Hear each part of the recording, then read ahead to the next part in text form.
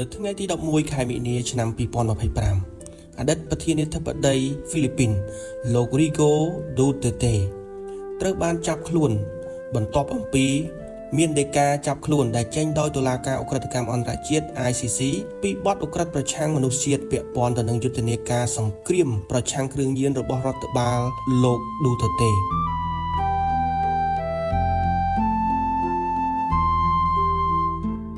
លោក Duterte ត្រូវបានចាប់ខ្លួនក្នុងអាកាសយានដ្ឋានអន្តរជាតិ Ninoy Aquino ក្នុងទីក្រុង Manila នៅពេលដែលគាត់ត្រឡប់មកពីទីក្រុងហុងកុងវិញបន្ទាប់ពីការចាប់ខ្លួនរបស់លោក Duterte ត្រូវបានបញ្ជូនភ្លាមៗទៅកាន់ទីក្រុង La Haye នៃប្រទេសហូឡង់ដើម្បីប្រឈមមុខទៅនឹងការចោទប្រកាន់របស់អង្គការអន្តរជាតិ ICC ចំពោះឧក្រិដ្ឋកម្មប្រឆាំងមនុស្សជាតិតុលាការអន្តរជាតិ ICC បានចោទប្រកាន់លោក Duterte ពីបទប្រឆាំងជាមួយនឹងមនុស្សជាតិដោយចោទប្រកាន់ថាយុទ្ធនាការសង្គ្រាមលើគ្រឿងញៀនរបស់គាត់បាននាំឲ្យមានការសម្លាប់មនុស្សក្រៅប្រព័ន្ធតុលាការរាប់ពាន់នាក់ចន្លោះអំពីឆ្នាំ2016ដល់ឆ្នាំ2022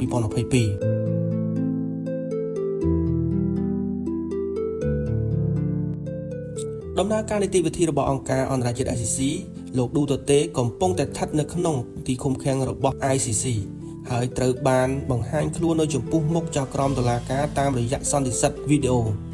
អ្នកតស៊ូមតិរបស់សិទ្ធិមនុស្សថាការចាប់ខ្លួនត្រូវបានសាទរដោយក្រុមសិទ្ធិមនុស្សនិងក្រុមគ្រួសារជនរងគ្រោះថាជាជំហានដ៏សំខាន់មួយឆ្ពោះទៅរកយុត្តិធម៌និងការទទួលខុសត្រូវចំពោះការរំលោភបំពានដែលត្រូវបានចោទប្រកាន់ក្នុងអំឡុងពេលកាន់តំណែងជាប្រធានាធិបតីរបស់លោក Duterte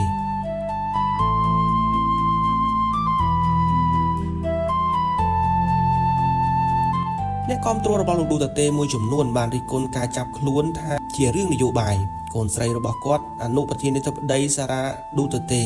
បានចាត់ទុកការចាប់ខ្លួននេះថាវាមិនសមរម្យនោះទេគ្រួសារជនរងគ្រោះក្រុមគ្រួសារនៃអ្នកដែលរងគ្រោះពីផលប៉ះពាល់ដោយយុទ្ធនាការប្រឆាំងគ្រឿងញៀនបានសម្ដែងការធូរស្បើយហើយបានសង្ឃឹមថាការចាប់ខ្លួនលោក Duterte នឹងនាំទៅរកការទទួលខុសត្រូវកាន់តែទូលំទូលាយនៅក្នុងប្រព័ន្ធអនុវត្តច្បាប់និងនយោបាយរបស់ហ្វីលីពីនការចាប់ខ្លួនរបស់លោក Duterte គឺជាពេលវេលាប្រវត្តិសាស្ត្រមួយខណៈពេលដែលគាត់បានក្លាយទៅជាមេដឹកនាំអាស៊ីដំបូងគេដែលត្រូវបានឃុំខ្លួនតាមដីការបស់ ICC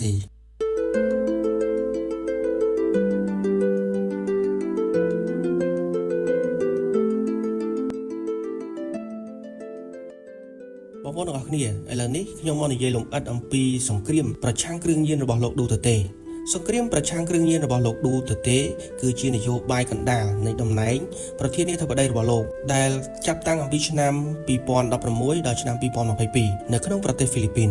វាជាយុទ្ធនាការប្រឆាំងគ្រឿងញៀនដ៏ចម្រូងចម្រាសដែលមានគោលបំណងចង់លុបបំបាត់ការប្រើប្រាស់គ្រឿងញៀននិងការជួញដូរគ្រឿងញៀនខុសច្បាប់ខណៈពេលនោះផងដែរមានការកោតសរសើរយ៉ាងខ្លាំងអំពីការប្រកាន់ខ្ជាប់នូវគោលការណ៍ដ៏តឹងរ៉ឹងចំពោះការបង្ក្រាបគ្រឿងញៀនហើយក៏មានការរិះគន់យ៉ាងខ្លាំងចំពោះការរំលោភបំពានសិទ្ធិមនុស្សនិងការសម្លាប់ក្រៅប្រព័ន្ធតុលាការនិងកង្វះដំណើរការនីតិវិធីតុលាការឲ្យបានត្រឹមត្រូវលោក Duterte ចាប់ផ្ដើមធ្វើសង្គ្រាមទៅលើគ្រឿងញៀនភ្លាមបន្ទាប់ពីលោកចូលកាន់តំណែងជាប្រធានាធិបតីនៅថ្ងៃទី30ខែមិថុនាឆ្នាំ2016លោកអះអាងថាប្រទេសហ្វីលីពីនកំពុងតែឈានទៅដល់ការក្លាយទៅជារដ្ឋមួយគឺជារដ្ឋគ្រឿងញៀនហើយត្រូវការវិធានការយ៉ាងខ្លាំងដើម្បីបញ្ឈប់ឧក្រិដ្ឋកម្មដែលពាក់ព័ន្ធទៅនឹងគ្រឿងញៀនយុទ្ធនាការនេះត្រូវបានបំផុសគំនិតយ៉ាងទូលំទូលាយដោយប្រកាន់តំណែងជាអភិបាលក្រុងដាវ៉ាវដែលជាកន្លែងត្រូវបានគេស្គាល់ថាជាកន្លែងដែលបង្ក្រាបគ្រឿងញៀនដ៏ឃោរឃៅរបស់គាត់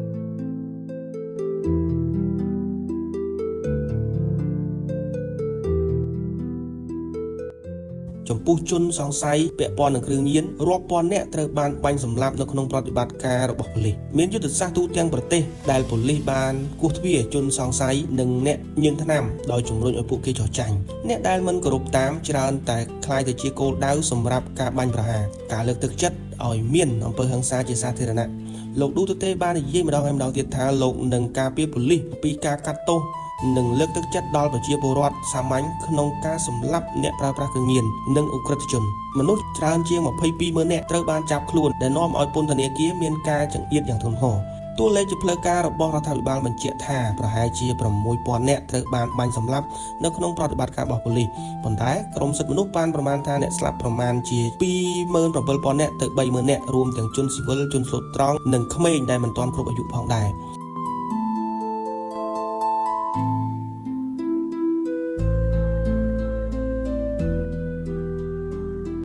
ការសម្លាប់នៅក្រៅប្រព័ន្ធតុលាការត្រូវបានចោទប្រកាន់ថាធ្វើឡើងដោយក្រុមមរណៈឬប៉ូលីសក្រមលេសថាជាការការពារខ្លួនជនរងគ្រោះភាគច្រើនមកពីសហគមន៍ក្រីក្រខណៈដែលមេគ្រឿងញៀនធំៗនិងក្រុមមន្ត្រីពុករលួយត្រូវបានគេកាត់ទោសរបាយការណ៍ស្ដីអំពីការធ្វើទារុណកម្មនិងការរំលោភបំពានអង្គការលើកលែងទោសអន្តរជាតិនិងអង្គការឃ្លាំមើលសិទ្ធិមនុស្សបានចងក្រងឯកសារករណីសង្ស័យត្រូវបានគេធ្វើទារុណកម្មសម្លាប់ក្នុងពេលកំពុងឃុំឃាំងខ្លួនរបស់ប៉ូលីស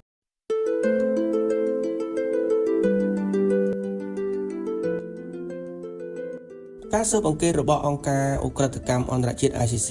បានបើកការស៊ើបអង្កេតទៅលើឧក្រិដ្ឋកម្មប្រឆាំងមនុស្សជាតិដែលអាចមានពាក់ព័ន្ធទៅនឹងយុទ្ធនាការរបស់លោកឌូតឺតេដែលនៅក្នុងឆ្នាំ2019លោកឌូតឺតេបានដកហ្វីលីពីនចេញអំពី ICC ដើម្បីបញ្ជាការកាត់ទោសអង្គការសហប្រជាជាតិនិងក្រុមសិទ្ធិមនុស្សជាច្រើនបានកោតទោសការសម្លាប់នេះប៉ុន្តែលោកឌូតឺតេនៅតែរឹងទទឹងទណ្ឌកម្មរបស់សហរដ្ឋអាមេរិកមន្ត្រីហ្វីលីពីនមួយចំនួនត្រូវបានជាប់ពាក់ព័ន្ធនៅក្នុងសង្គ្រាមគ្រឿងញៀនប្រឈមទៅនឹងការហាមឃាត់ធ្វើដំណើរនិងបង្កកទ្រព្យសម្បត្តិការគ្រប់គ្រងនិងការភ័យខ្លាចជាសាធារណៈទោះបីជាមានការរិះគន់ក៏ដោយ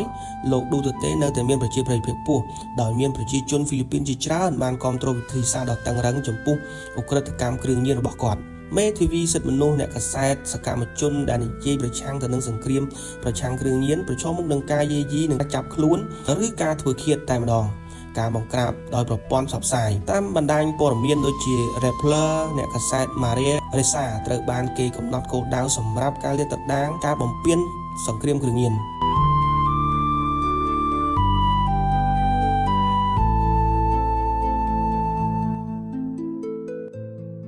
សង្គ្រាមគ្រឿងញៀនមិនបានលុបបំបាត់បញ្ហានៅក្នុងហ្វីលីពីននោះទេផ្ទុយទៅវិញប្រតិបត្តិការបង្ក្រាបคล้ายទៅជាការសម្លាប់យ៉ាងរង្គាលទៅវិញប្រធានាធិបតី Ferdinand Bong Marcos ត្រូវបានឃ្លាតឆ្ងាយអំពីវិធីសាស្ត្រប្រើហិង្សារបស់លោកឌូតឺតេដោយលោកងាកទៅរកគោលនយោបាយប្រឆាំងគ្រឿងញៀនដែលផ្ដោតទៅលើការស្ដារនីតិសម្បទាវិញឥឡូវនេះលោកឌូតឺតេប្រឈមទៅនឹងច្បាប់អន្តរជាតិរួមទាំងការចាប់ខ្លួនថ្មីនេះនៅក្នុងឆ្នាំ2025ក្រោមការចោទប្រកាន់របស់អង្គការ ICC សម្រាប់ឧក្រិដ្ឋកម្មប្រឆាំងមនុស្សជាតិ